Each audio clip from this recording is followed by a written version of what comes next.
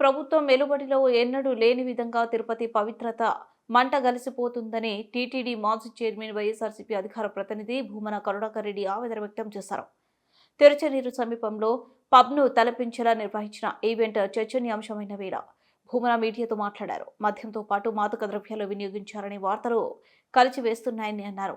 Tirupati camp కార్యాలయంలో భూమన మీడియాతో మాట్లాడుతూ దేవదేవుడు కొలువైన తిరుపతిలో కూటమి ప్రభుత్వం అసమర్థ పాలన వల్లే ఇటువంటి దుష్ట సంస్కృతికి బీజం పడింది.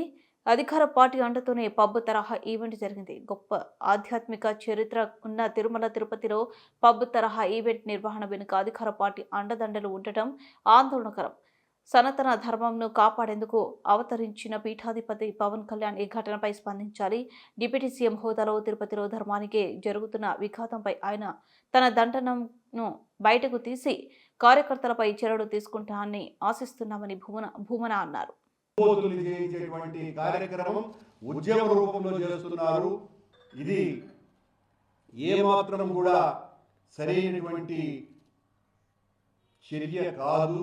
మరీ ముఖ్యంగా దేవదేవుడు వెలిసినటువంటి తిరుపతిలో ఇప్పటి వరకు ఎప్పుడూ కూడా విననటువంటి పరిస్థితి మాకెవరికి కూడా చిన్నతనం నుంచి కూడా తిరుపతిలో ఈ రకమైనటువంటి అసాంఘిక కార్యక్రమాలకు నిలయాలుగా రెస్టారెంట్లు లేదా హోటళ్ళు ఉన్నాయన్నటువంటి ఎప్పుడు కూడా వినలేదు, కనలేదు. మొదటిసారిగా తిరుపతిలో అంటే మరి చంద్రబాబు నాయుడు గారు తిరుపతి పవిత్రతను కాపాడుతాను అని వీరదండాలు వేసుకొని మాట్లాడుతున్నటువంటి పరిస్థితులలో రోజులలో తిరుపతిలోనే ఈ రకంగా మత్తు పదార్థాలు, మాదక ద్రవ్యాలు, అమ్మాయిల పట్ల అసభ్యకరమైనటువంటి చర్యలు, అమ్మాయిలతో డ్యాన్సులు,